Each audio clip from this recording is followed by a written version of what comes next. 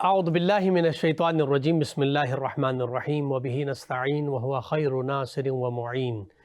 لاکھوں کروڑوں درود و سلام ہو سید الانبیاء رحمت للعالمین خاتم النبیین محمد مصطفیٰ صلی اللہ علیہ وآلہ وسلم پر، ان کے آل پاک پر، اصحاب منتجبین پر۔ ناظرین کرام، پروگرام نذرانہ عقیدت میں آپ کا میزبان ڈاکٹر سید مظفر حسین رضوی آپ کی خدمت میں حاضر ہے۔ میری جانب سے آپ تمام محترم ناظرین کی خدمت میں السلام علیکم ورحمۃ اللہ وبرکاتہ۔ محترم ناظرین کرام، ماہ مبارک شعبان ایک ایسا مہینہ ہے کہ خالق کائنات نے سید الشہداء امام علی مقام امام حسین علیہ السلام کے ولادت کے اس مہینے کو مبارک قرار دیا، اور اس مہینے میں پھر کوئی شہادت نہیں رکھی۔ اور اسی طرح امام حسین علیہ السلام کے لیے خاص کر اہتمام ہے کہ جب آپ کی ماہ محرم میں شہادت ہوئی تو وہاں پھر کوئی ولادت نہیں رکھی۔ یہ مہینہ جس کے لیے کہا جاتا ہے کہ یہ کربلا والوں کی آمد کا مہینہ ہے، اس کا آغاز ہی زینب کبریٰ سلام اللہ علیہا سے ہوتا ہے، اس کے بعد سید الشہداء کی آمد ہے، پھر حضرت عباس علمدار کی آمد ہے، امام زین العابدین علیہ السلام کی آمد ہے، حضرت علی اکبر کی آمد ہے، اور اس کی نیمہ شعبان 15 شعبان کو حجت دورہ منتقم کربلا امام زمان عجل اللہ تعالی فرجہ الشریف کے اس دنیا میں آمد کا جو ہے وہ دن ہے۔ اس عنوان سے یہ مہینہ بہت ہی مبارک مہینہ ہے، عبادتوں کا مہینہ ہے، اور خاص کر یہ مقدس ہستیاں کہ جن کے تذکرے کے لیے خاص اللہ تعالیٰ نے اس مہینے کا انتظام کیا ہے۔ آج ہم جس عظیم المرتبت ہستی کا ذکر کرنے والے ہیں وہ خانوادہ آل محمد کے چشم و چراغ ہیں، حضرت امام زین العابدین علیہ السلام۔ کسی تعارف کے محتاج نہیں ہیں، خانوادہ آل محمد سے تعلق ہے، اور خاص کر امام زین العابدین جن کے القاب سے پہچان ہے۔ زین العابدین آپ کا لقب ہے، سید الساجدین آپ کا لقب ہے، کہ وہ ذات، وہ ہستی کہ انبیاء علیہ السلام عبادت کرنے والے، عبادتوں میں سب سے بلند ترین ہستیاں ہیں، لیکن یہ کہ زین العابدین عبادتوں کی زینت اگر کوئی ہے تو امام سید الساجدین ہے۔ ایک روایت کے ساتھ میں سلسلے گفتگو کو آگے بڑھاؤں گا۔ ایک روایت ہے کہ اللہ کے نبی صلی اللہ علیہ وسلم نے فرمایا، روز محشر اعلان ہوا کہ منادی ہوگی کہ کہاں ہے زین العابدین؟ تو جہاں پر انبیاء ہوں گے، اولیاء ہوں گے، اوصیاء ہوں گے، اصحاب کرام ہوں گے، ائمہ اطہار علیہ السلام ہوں گے، کائنات کا ہر انسان وہاں موجود ہوگا۔ وہاں پر جب یہ اعلان ہوگا کہاں ہے زین العابدین، تو وہاں پر یہ میرا بیٹا امام زین العابدین بلند ہوگا اور کہے گا کہ میں ہوں امام زین العابدین۔ تو یہ بہت بڑا شرف ہے، مقام ہے، مرتبہ ہے۔ آج امام علیہ السلام کی ولادت کے عنوان سے میں تمام عالم اسلام کی خدمت میں اپنی جانب سے، سچ ٹی وی کی جانب سے، اور ہمارے مہمانان گرامی کی جانب سے مبارکباد پیش کرتا ہوں۔ اور سلسلے گفتگو کو آگے بڑھانے سے پہلے ہم اپنے میزبان واجب الکرام علماء کرام کا مختصر تعارف آپ کے سامنے پیش کر رہا ہوں۔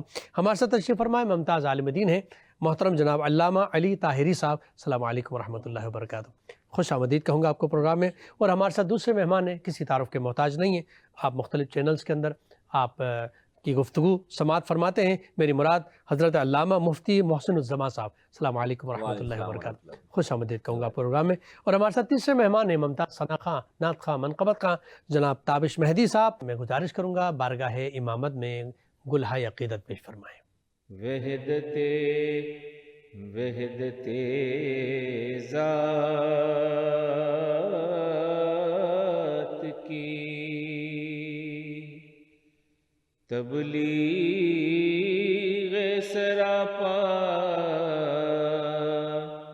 تم ہو،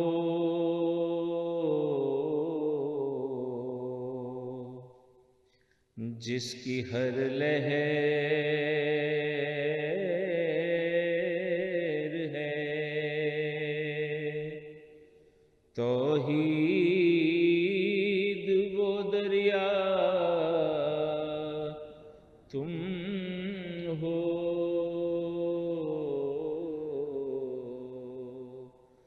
وحدت ذات کی آرزو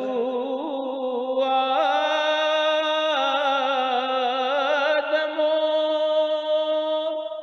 عیسیٰ نے تمہاری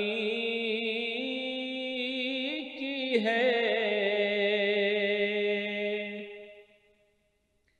آرزو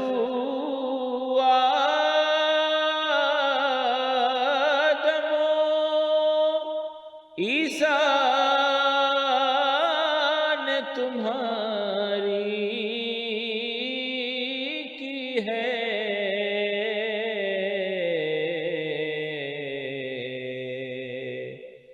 کتنے معصوم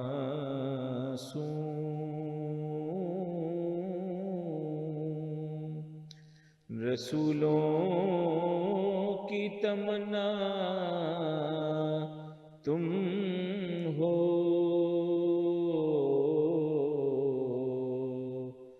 وحدت ذات کی کوئی ثانی ہے تمہارا نہ خدا کا ہے شریک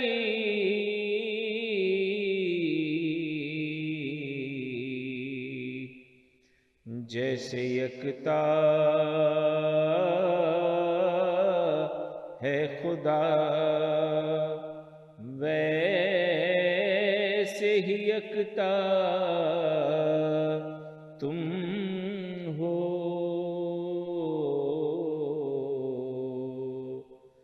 وحدت ذات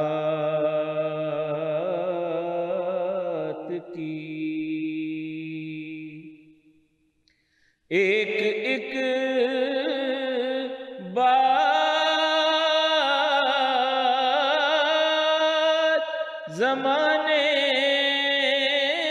پہ اثر کرتی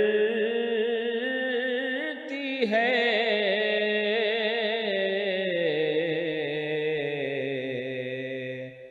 حق کی آواز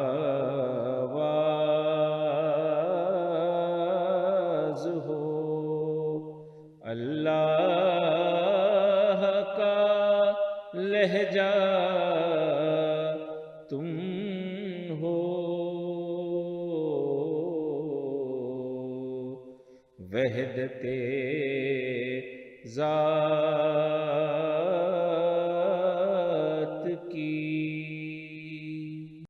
سلسلے گفتگو کا آغاز کرنا چاہوں گا قبل آپ سے، اور سب سے پہلے آپ کی خدمت میں یہ سوال رکھنا چاہوں گا، امام زین العابدین علیہ السلام کی ولادت باسعادت کے موقع پر خانوادہ آل محمد میں خوشی کا موقع ہے، اور وہ خوشی کس طرح منائی؟ یقیناً آج کے دنیا کے لوگوں کے لیے میسج اس خوشی میں کہ آل محمد کے گھرانے میں جب کوئی خوشی ہوتی ہے، کوئی خدا کی نعمت ملتی ہے، تو وہ خوشی کیسے مناتے ہیں، کیا طریقہ کار ہے، کیا سنت ہے؟ میں چاہوں گا کہ ہمارے ناظرین کی خدمت میں آپ پیش کیجیے گا۔ اعوذ باللہ من الشیطان الرجیم، بسم اللہ الرحمن الرحیم، الحمد للہ والصلاۃ علی اہلہا۔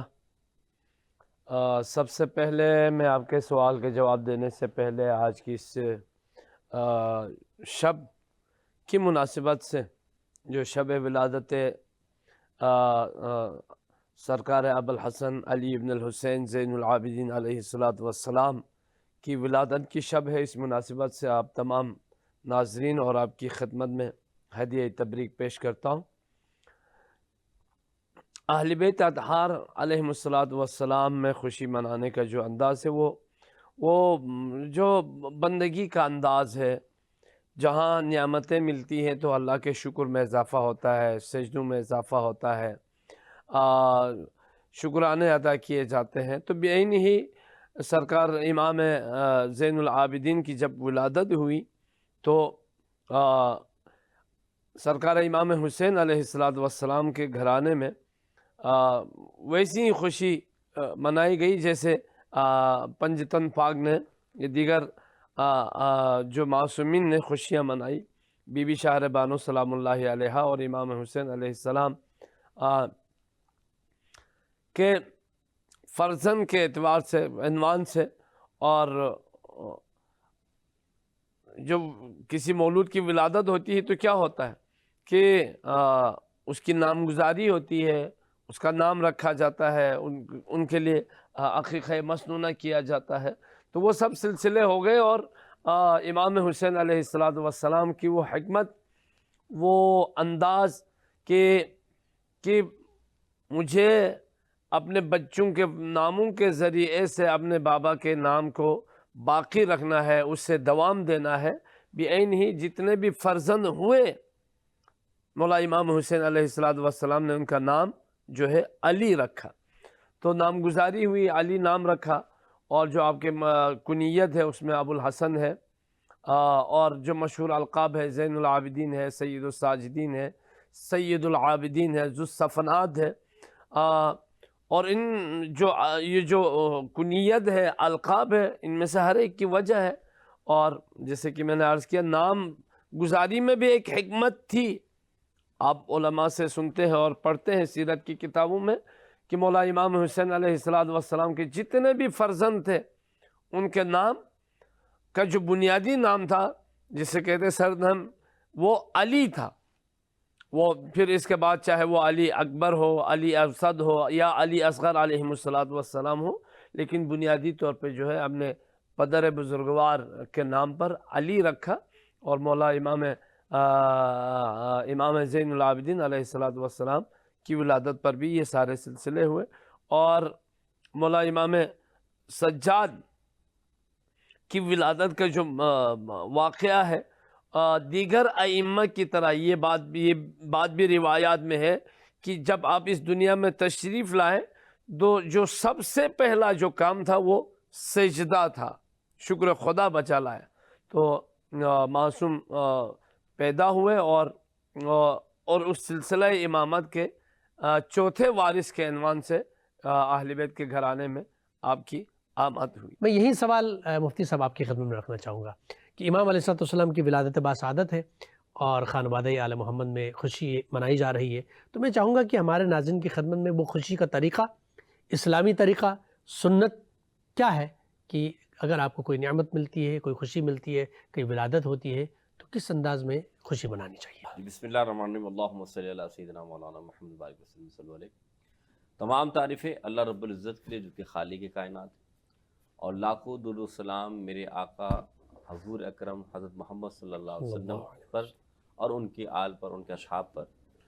अल्लाह ताला ने हम पर जहाँ बेशुमार नेमतें अता फ़रमाई, वहीं अल्लाह ताला ने अहले मवद्दत और अहले बैत से जो अक़ीदत रखने का हमें जज्बा दिया, तो ये भी नेमत उज़्मा से कम नहीं। और सबसे बड़ी बात कि याद रखिएगा कि अल्लाह ताला ने हमें उन लोगों में शुमार करार दिया कि जिनके दिलों के अंदर अल्लाह ने अपने हबीब के ख़ानदान यानी अहले बैत की मोहब्बत को रोशन कर दिया।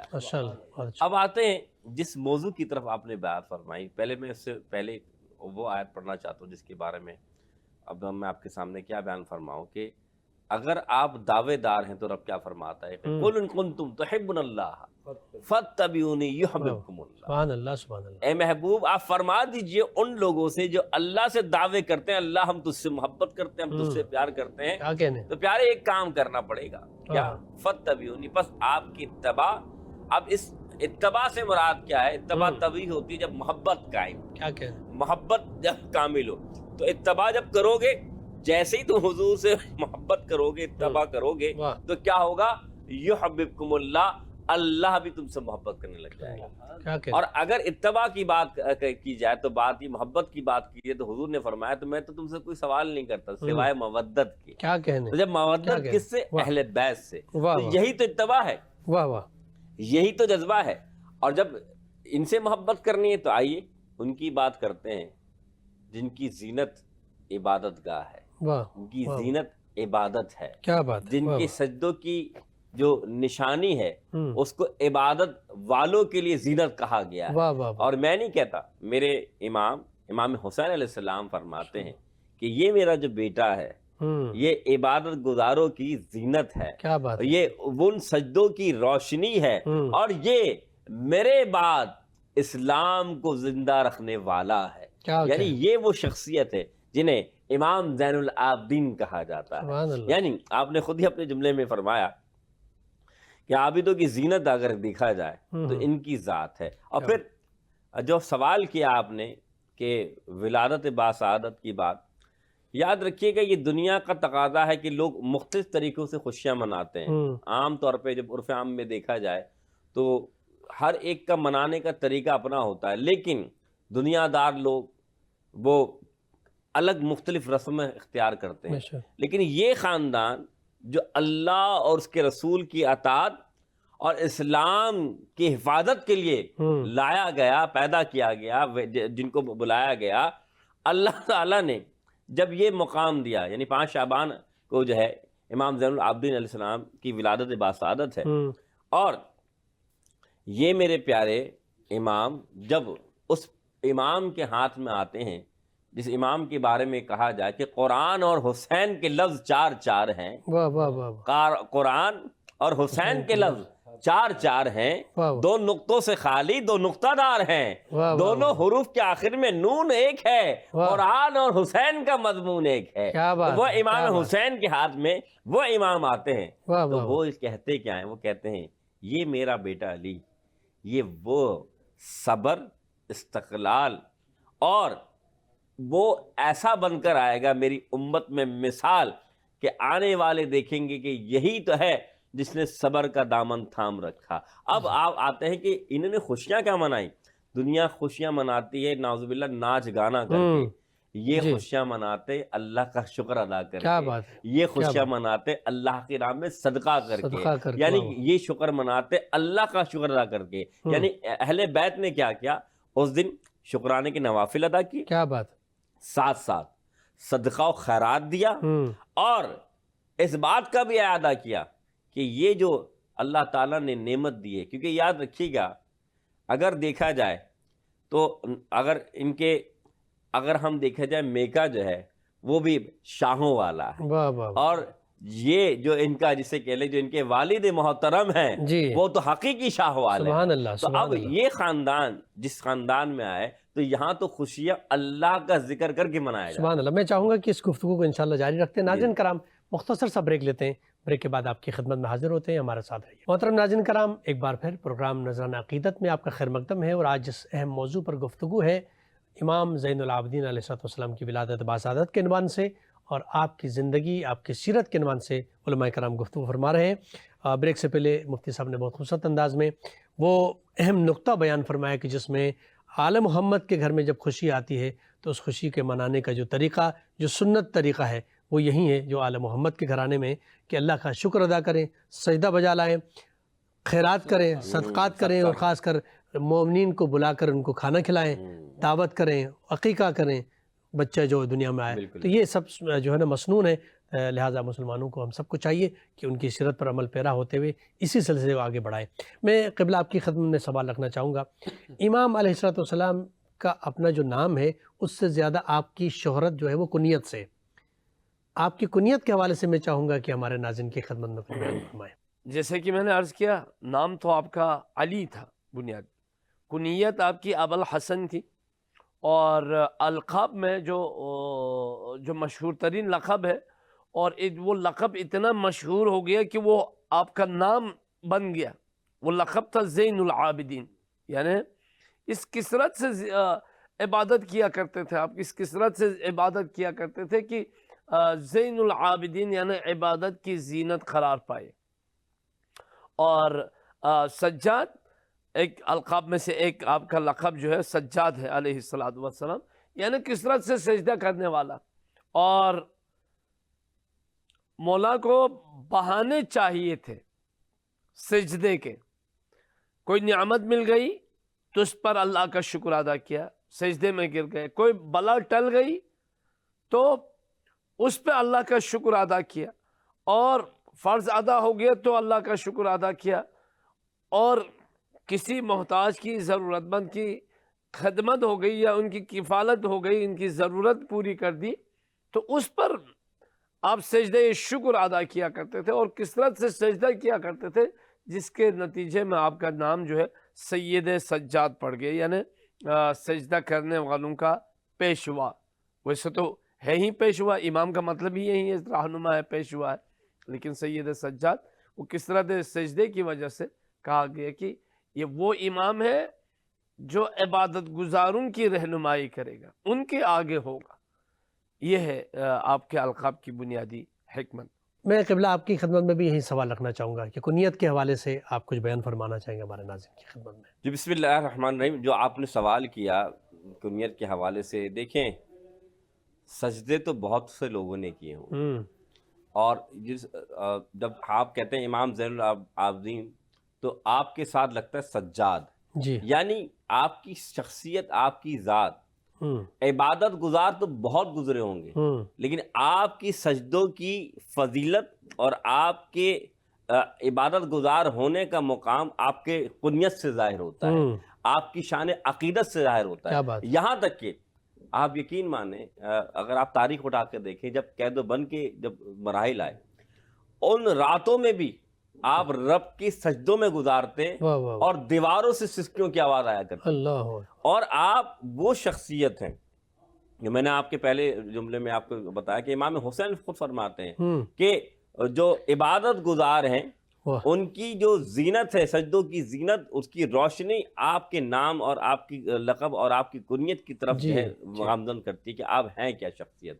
پھر صحیفہ سجادیہ کی میں بات کرتا ہوں جی کہ اگر آپ بات کرتے ہیں کہ یہ جو لقب ہے، اسی کا اگر آپ ایک حضرت نے ایک کتاب لکھی صحیفہ سجادیہ کے نام جی سے، اور اگر آپ دیکھیں کہ اس میں انہوں نے جہاں اللہ کے حقوق، جہاں انہوں نے اللہ اس کے رسول صلی اللہ علیہ وسلم کے مقام و مرتبہ، جہاں والدین اور جہاں پر حکمران ہوں، عادل ہوں، مظلوم ہوں، تمام چیزوں کو انہوں نے جس طریقے سے دعاؤں کے ذریعے دعاؤں کے ذریعے جس طریقے سے انہوں نے بیان فرمایا، جی بالکل، تو یہ بہت بڑا مقام ملتا ہے کہ جب خطبہ نہیں دے سکتے تھے، جب صورتحال ایسی تھی کہ آپ بیان کرنے پہ پابندی تھی، تو انہوں نے دعاؤں کا سہارا لیا۔ بے شک، تو ان کا سجدہ ہو، ان کی دعائیں ہوں، ان کی عبادات ہو، ان کی کنیت سے ظاہر کرتا ہے کہ ان کا جینا بھی اللہ کے لیے، ان کا بیٹھنا بھی اللہ کے لیے، ان کا اٹھنا بھی اللہ کے لیے، دنیا میں آنا بھی اللہ کے لیے، دنیا سے جانا بھی اللہ کے لیے۔ سبحان اللہ، سبحان اللہ۔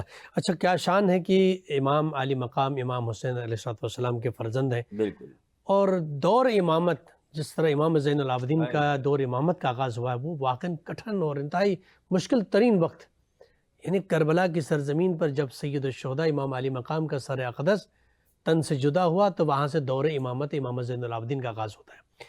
کس قدر مشکل ہے، لیکن ایک امام وقت ہیں، اللہ کی حجت ہیں، نبی صلی اللہ علیہ وسلم کے نائب ہونے کی حیثیت سے، ان کے نمائندے ہونے کی حیثیت سے، اس مشکل مرحلے میں کس طرح دین مصطفیٰ صلی اللہ علیہ وآلہ وسلم کو آگے بڑھایا، اس پیغام کو انسانوں تک پہنچایا، لوگوں تک، خاص کر کربلا و شام و کوفہ، ان مقامات پر آپ نے وہ مصطفیٰ صلی اللہ علیہ وسلم کا پیغام پہنچایا۔ لیکن سب سے پہلی بات جب آپ بات کرتے کہ امام زین العابدین رحمۃ اللہ رضی اللہ تعالیٰ عنہ اور وقت کا امام، جس کے بارے میں رسول اللہ صلی اللہ علیہ وسلم کے پیارے نواسی امام حسین نے فرمایا کہ اے اللہ، میرے بعد دین کی حجت اگر کوئی قائم رکھے گا تو یہ میرا بیٹا رکھے گا۔ تو وجہ یہی تھی کہ جو آپ نے فرمایا، میں اس کو چھوڑ کے اس لیے جا رہا ہوں کہ یہ وہ شخصیت ہوگا جو دین کی عظمت اور دین کے مقام کو لوگوں تک پہنچائے گا۔ اس لیے علماء کرام فرماتے ہیں کہ اگر امام زمانہ نہ ہوتے، یعنی امام زین العابدین نہ ہوتے، تو واقعہ کربلا کا حقیقی جو پہلو ہے وہ ہمارے سامنے تاریخ میں نہیں آتا۔ کیوں؟ مثال کے طور پہ جب آپ دیکھ لیں کہ وہ جو مسجد کوفہ ہے، جب آپ جاتے ہیں تو ابھی تو آپ خاموش ہیں، لیکن آپ نے صرف یہ جملہ کہا کہ میں اس شہید باپ کا بیٹا ہوں جس کو پیاسا جو ہے وہ شہید کیا گیا، تو تمام کوفے میں کیا حالات تھے، جو لوگ تھے وہ رو رہے تھے۔ وجہ یہی تھی کہ آج پتہ لگ گیا تھا کہ یہ وہ امام ہے اور ان کی شخصیت وہ ذات ہے کہ تمام ظلم کو ڈھانپ کے، یعنی تمام ظلم جو ان کے اوپر ہوئے ہیں اس کو برداشت کر کے بھی وہ کھڑے ہیں۔ پھر سب سے اہم بات، آپ نے کہا دور کب شروع ہوا، 61 ہجری سے 90 ہجری تک یا 95 ہجری تک آپ کا دور امامت ہے۔ اگر آپ غور کیا جائے تو 61 ہجری یعنی کہ وہی 61 ہجری جب واقعہ کربلا ہو گیا، اس کے بعد سے آپ کا دور امامت شروع ہوتا ہے۔ آپ کا زیادہ سے زیادہ دور جو ہے وہ قید و بند میں گزرا۔ سب سے اہم بات، آپ کے اس دور کے اندر عام اگر حالات میں دیکھا جائے تو امامت کا یہ دور ہے، لوگوں کو خطبے کا مقام دیا جاتا تھا، یہاں تک کہ کوئی اہل بیت میں سے کوئی شرط یعنی کوئی شخصیت کوئی ذات نہیں رہی تھی سوائے امام کے۔ تو اب ذرا غور کیجئے گا کہ نہ خطبہ دیا جانے کا موقع دیا جاتا تھا، نہ بیان کرنے کا موقع دیا جاتا تھا۔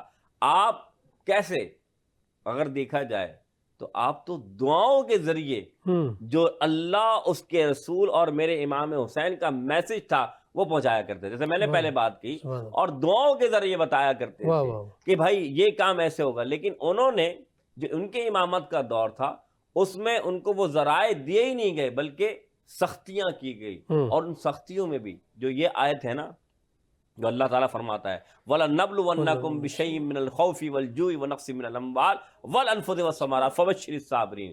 یہ تمام آیات اگر آپ غور کریں تو امام زین العابدین رضی اللہ تعالیٰ عنہ کی ذات کو دیکھیں، صبر کا پیمانہ لبریز، امام وقت ہیں لیکن صبر کا دامن نہ تھاما، حکمت کے ساتھ دعاؤں کے ساتھ دین اسلام کی تبلیغ. بے شک بے شک.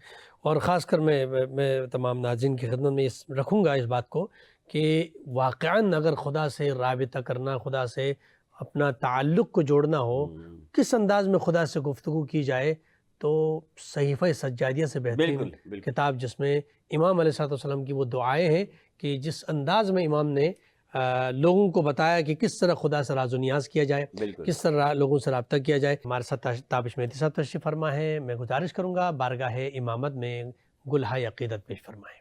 دین حق کرتا ہے خود اعلان زین العابدین،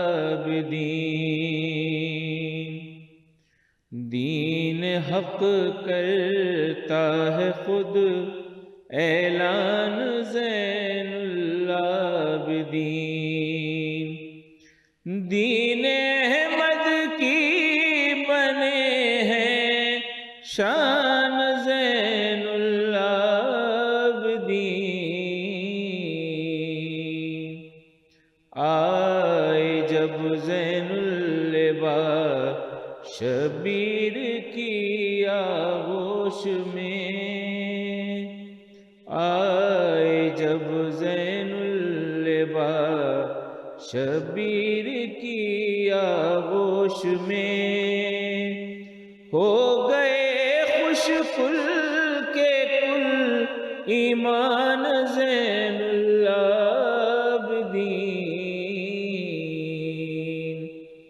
اس طرح شبیر کے ہاتھوں پہ ہیں زین العباد، اس طرح شبیر کے ہاتھوں پہ ہیں زین العباد. جیسے ہو قرآن پہ قرآن زین العابدین. آپ نے بخشی ہے سجدوں کو نئی ایک زندگی، آپ نے بخشی ہے سجدوں کو نئی ایک زندگی. مانتے ہیں آپ کا احسان زین العابدین.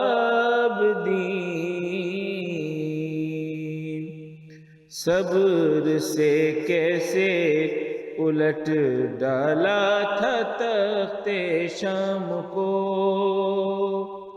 صبر سے کیسے الٹ ڈالا تھا تخت شام کو. آج تک حیران ہے اذہان زین العابدین. ناظرین کرام، یہاں پر چونکہ مختصر سا بریک کا وقت ہوا چاہتا ہے، بریک کے بعد آپ کی خدمت میں حاضر ہوتے ہیں، ہمارے ساتھ رہیے گا. محترم ناظرین کرام، ایک بار پھر پروگرام نذرانہ عقیدت میں آپ کا خیر مقدم ہے. آج ہم گفتگو کر رہے ہیں امام زین العابدین علیہ السلام کی سیرت، ان کی زندگی، ان کے مقام و مرتبہ، ان کے فضائل پر گفتگو ہو رہی ہے. علماء کرام سے حاصل گفتگو فرما رہے ہیں. میں قبلہ آپ کی خدمت میں بھی یہی سوال رکھنا چاہوں گا کہ مسلمانوں کو، ہم سب کو چاہیے کہ ان کی سیرت پر عمل پیرا ہوتے ہوئے اسی سلسلے کو آگے بڑھائیں. مولا سجاد کی اب سیرت کے نکات اگر ہم جمع کریں نا تو نمبر وائز اگر آپ جمع کریں کہ مولا کی سیرت میں کیا نمایاں تھا، تو سب سے پہلا جو نقطہ ہے وہ قرآن ہے. امام سجاد علیہ السلام بہترین قاری قرآن، خوش الحان، اور یہ ان ائمہ کی سیرت میں ان معصومین میں سے ہے جن کی تلاوت جو ہے لوگ رک کے سنا کرتے تھے. دیکھیں نا، اب سید الساجدین ہے، زین العابدین ہے، تو یہ جو سجدہ ہے، عبادت ہے، نماز ہے، مناجات ہے، دعا ہے، اس میں ایک بنیاد جو ہے نا خوش الہانی کا بھی ہے، قراءت کا بھی ہے. تو شاید اس وجہ سے بھی امام کی دعائیں زیادہ مشہور ہوئیں.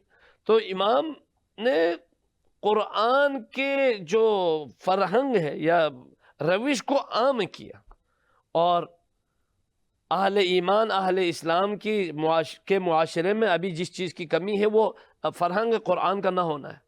بھائی اگر ہمارا معاشرہ اگر قرآنی ہو جائے تو کیا ہوگا؟ اس سے سود ختم ہوگا، اس سے اخلاقی برائیاں ختم ہوں گی. اگر ہمارا معاشرہ قرآنی ہو جائے تو اس میں غیبت نہیں ہوگی، رشوت نہیں ہوگی، اس میں عدالت میں جو ہے نا زیادتی، ظلم و زیادتی نہیں ہوگی. اگر ہمارا معاشرہ قرآنی ہو جائے تو کیا ہوگا؟ ایک عدل پر مبنی معاشرہ ہو جائے گا. تو مولا امام سجاد کی سیرت کا جو بنیادی پہلا جو نقطہ ہے وہ احیاء فرہنگ قرآن ہے، اور دوسرا احیاء فرہنگ دعا ہے.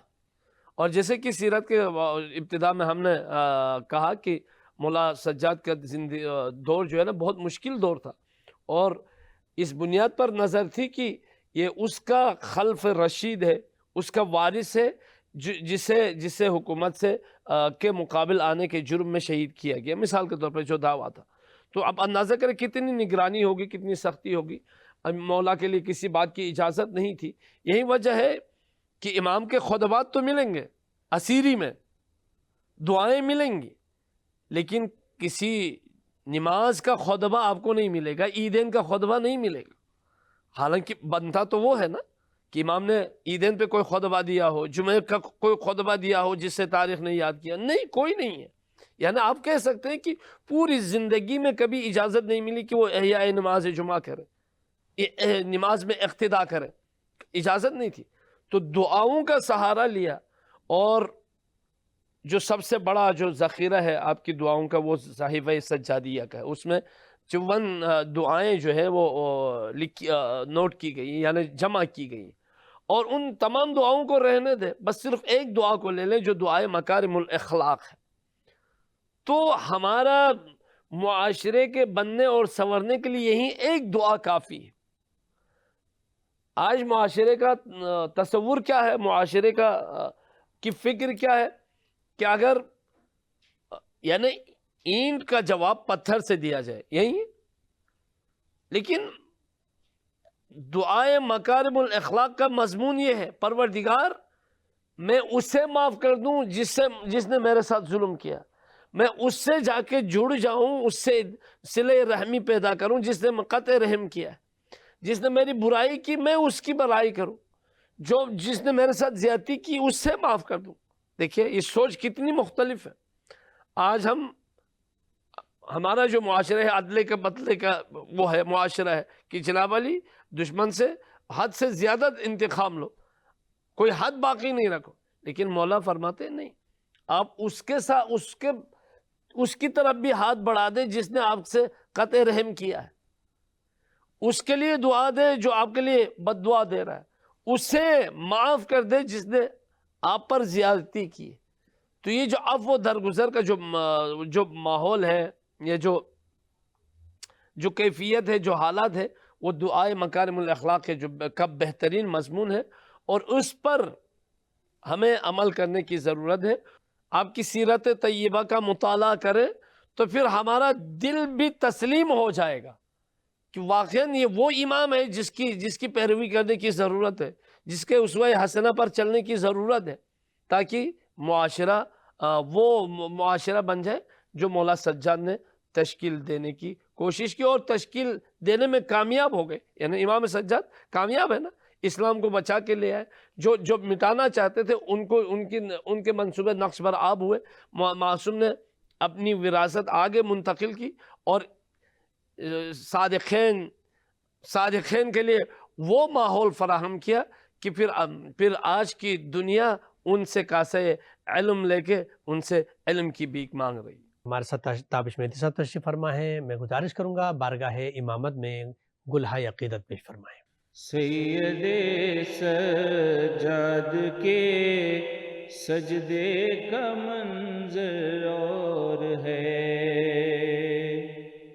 سید سجاد کے سجدے کا منظر اور ہے، حیدر کرار کے پوتے کا خیبر اور ہے، یوں تو ہے یوں تو اہل بیت سارے ہی سقی فیاض ہیں، حضرت زین الباسا بندہ پرور اور ہے،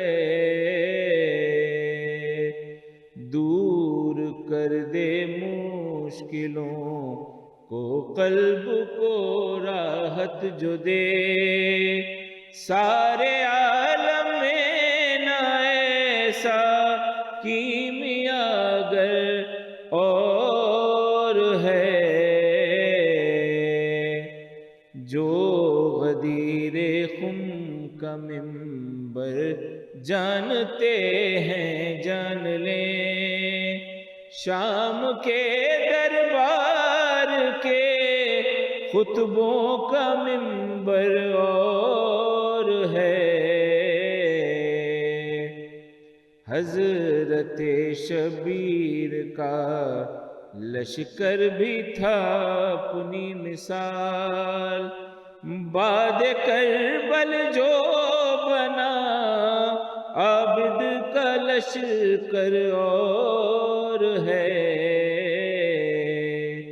سید سجاد کے سجدے کا منظر اور ہے۔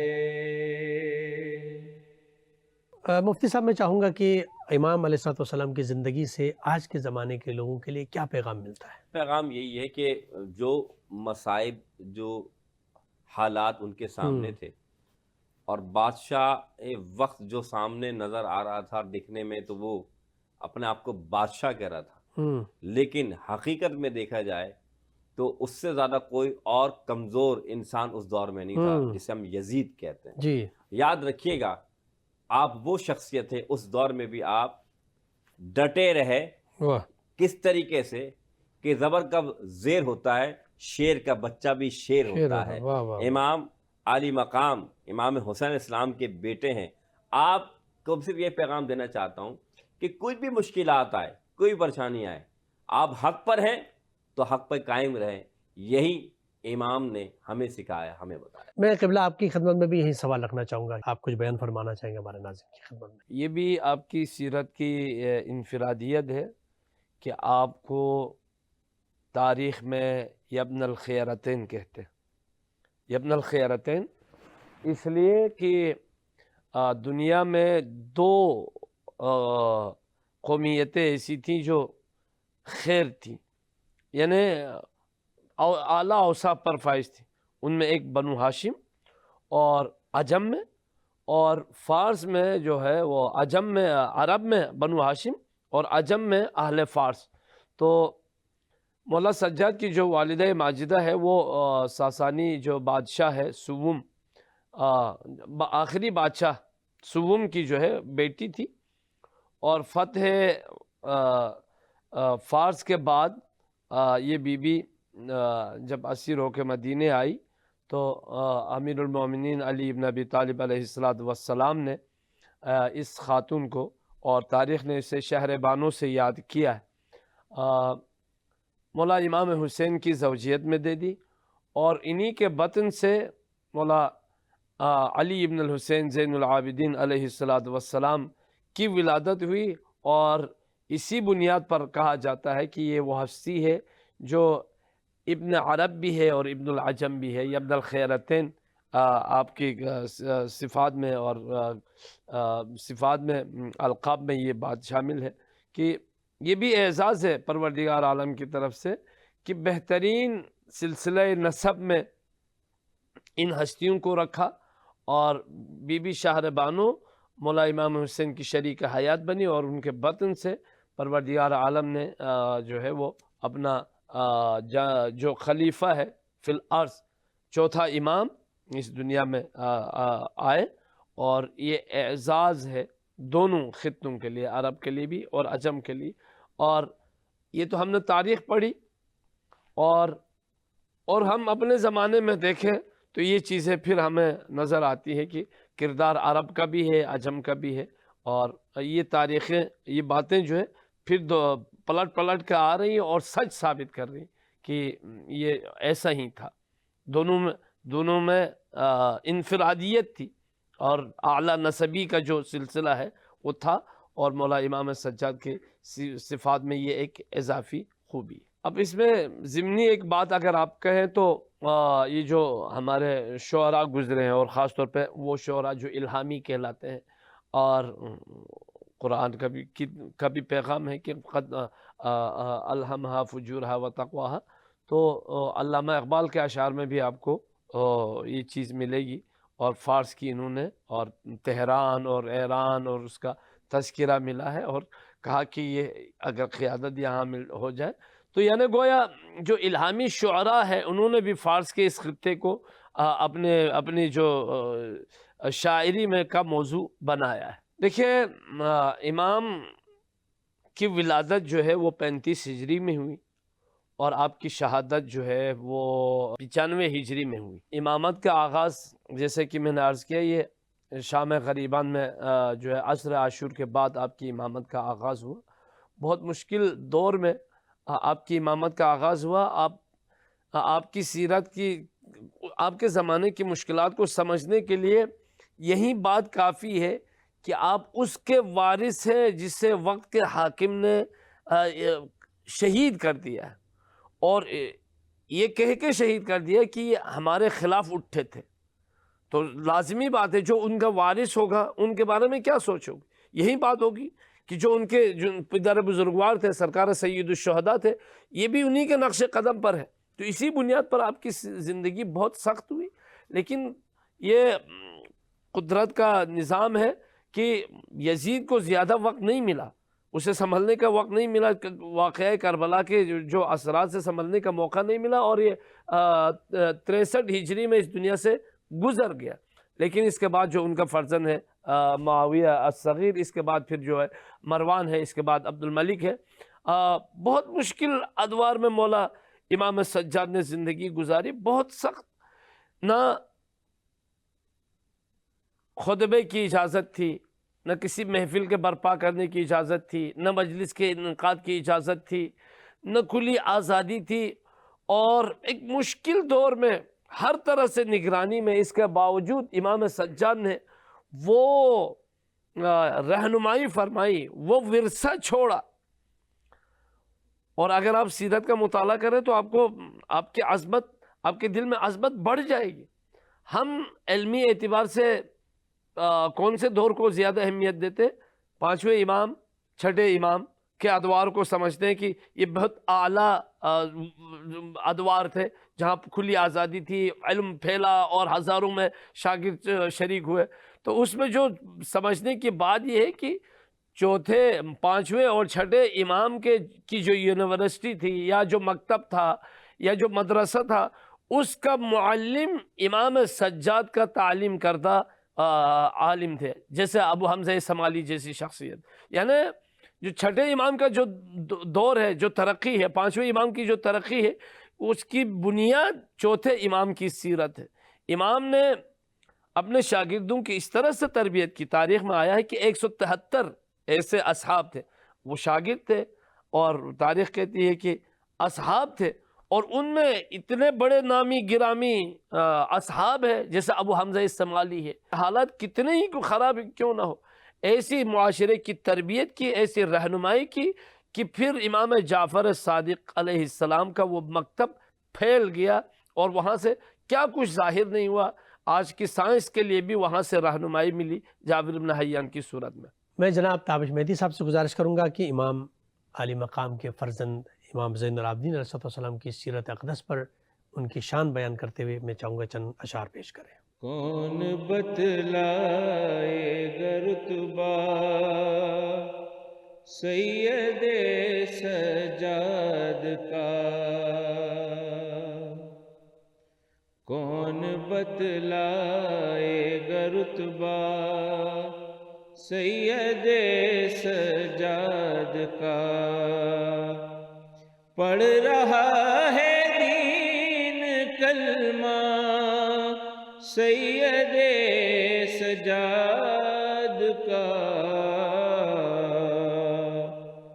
نور پھیلا اس طرح جیسے ہو جلوہ طور کا، لیتے ہیں شبیر بوسہ سید سجاد کا، موسیٰ تم رکھنا سنبھالے اپنی آنکھوں کو ذرا، خیرہ کر جائے نہ جلوہ سید سجاد کا، سورہ وشمس بھی کرنے لگی حمد و ثنا، ہے نبی اکرم سا چہرہ سید سجاد کا، ہے نبی بھی اور ولی بھی اور حجاب کبریاء، عرش سے اونچا ہے شجرہ سید سجاد کا، عرش بھی ارض و سما بھی سید سجاد کے، اور در زہرا کا زہرا سید سجاد کا، کون بتلائے گا رتبہ سید سجاد کا۔ میں نہایت ممنون و مشکور ہوں علماء کرام حضرت علامہ علی طاہری صاحب، محترم جناب مفتی محسن الزماں صاحب، محترم جناب تابش مہدی صاحب، آپ تمام مہمانان گرامی کا نہایت ممنون مشکور، آپ تشریف لائے اور اس پروگرام کو جو ہے نا چار چاند لگایا، بہت خوبصورت گفتگو فرمائی۔